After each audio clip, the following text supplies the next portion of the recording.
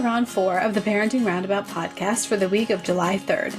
I'm Catherine Haleko, and I'm here with Nicole Eridix. Hello. I'm Terry Morrow. Hello. As moms of teens and young adults, we've survived those little kid days, yet we're still rethinking the decisions we've made all through our kids' lives and worrying about what's going on right now. Today's Thursday, which means it's time to give into our obsessing. And today we're obsessing about learning new things as a parent, specifically in an effort to get in good with your kids. This was an article that Nicole found on Scary Mommy about a mom who learns to skateboard so that she can hang out with her kids. And I mean, that's dedication, because no, I would not skateboard. But yeah, I mean, so have either of you ever done, maybe not as something as extreme as learn how to skateboard, but have you done other things to spend more time with your kids? Huh. I mean, I got into, at least as a spectator, hockey and figure skating, you know, because of my kids. I certainly didn't know anything about them before that.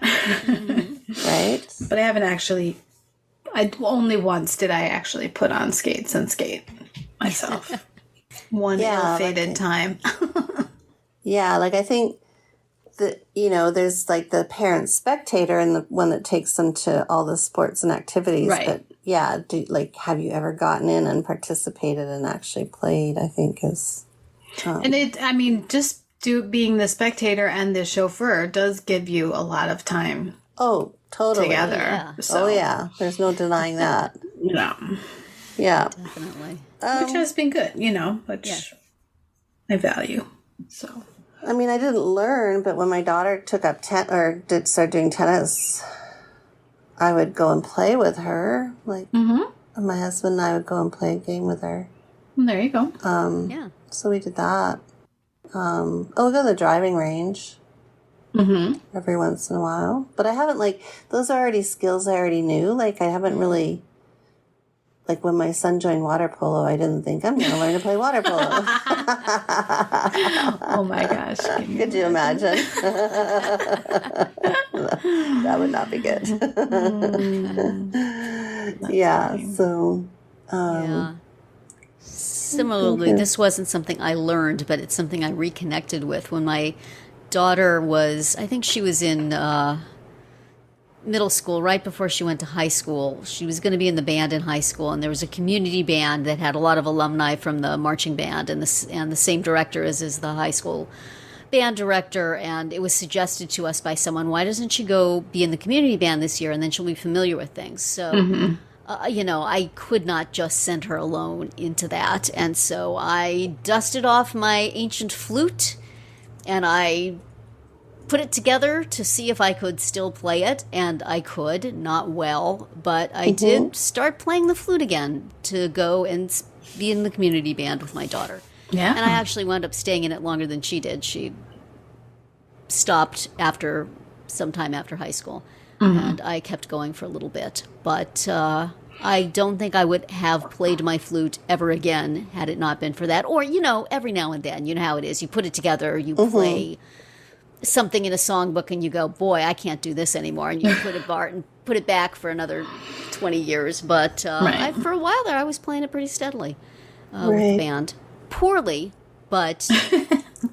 because these were all people who played their instruments all the time, and they were really good. And I was like, I can play a good 1/3 of those notes. So I'll just provide that little bit of extra volume now for and then. 1/3 of the time. Yes, there's a Stars and Stripes Forever has a flute part. It's really mostly played by piccolos. It's a piccolo part, yeah. And if you're in a band and there's flutes, then the flutes get to play a lot of fast notes too. But that song was the end of my school flute playing days. I was in the band in middle school, and I was pretty good, and I felt pretty good about it. I was first chair of the flutes. I felt really good about myself. And then we got that to play, And I could not do it. It's like, nope.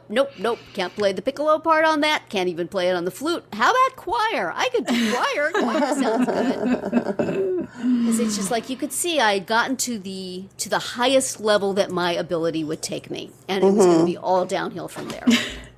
So rather than take that as a challenge and take some extra lessons and strengthen my embouchure and do all these things, I just said, next.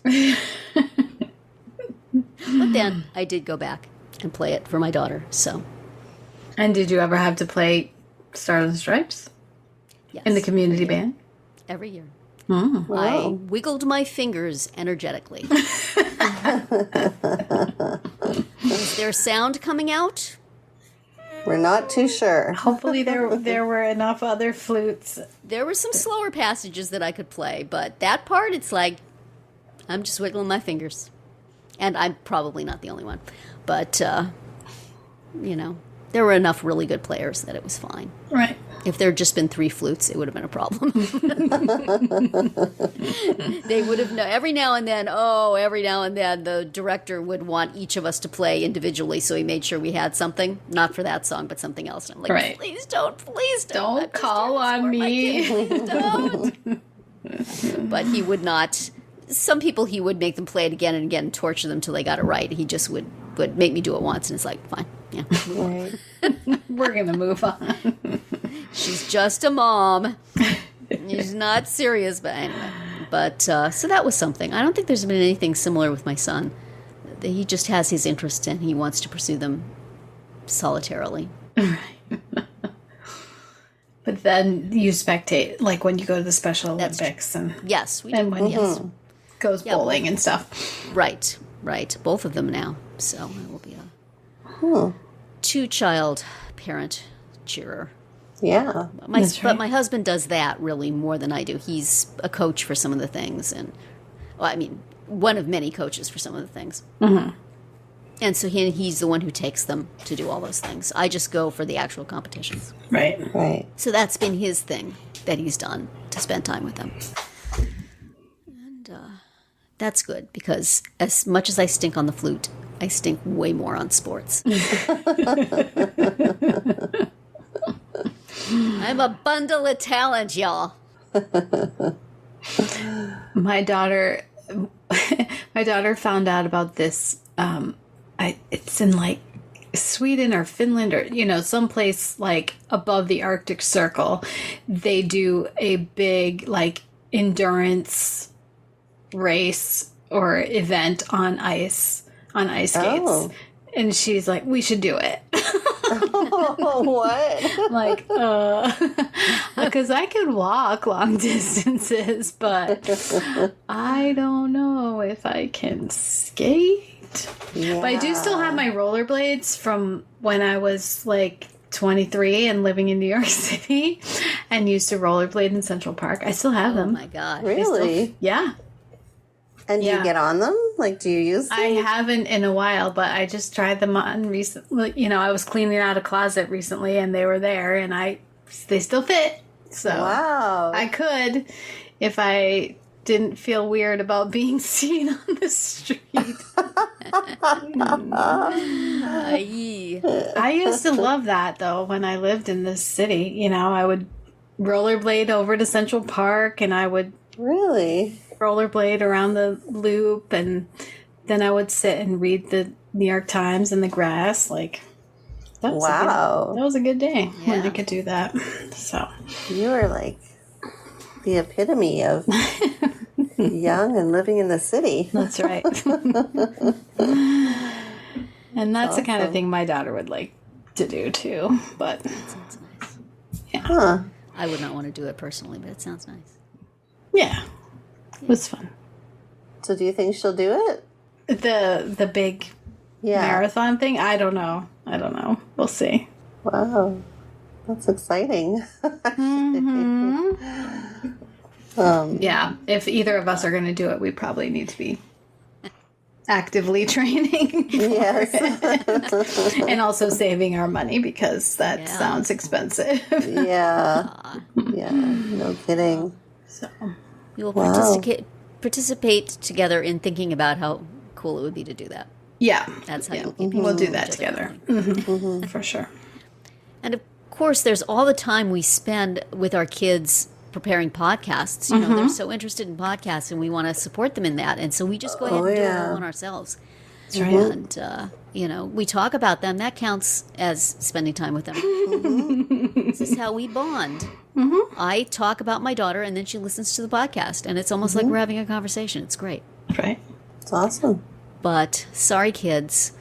Mom's got something else to do. That's going to be it for today's Round 4.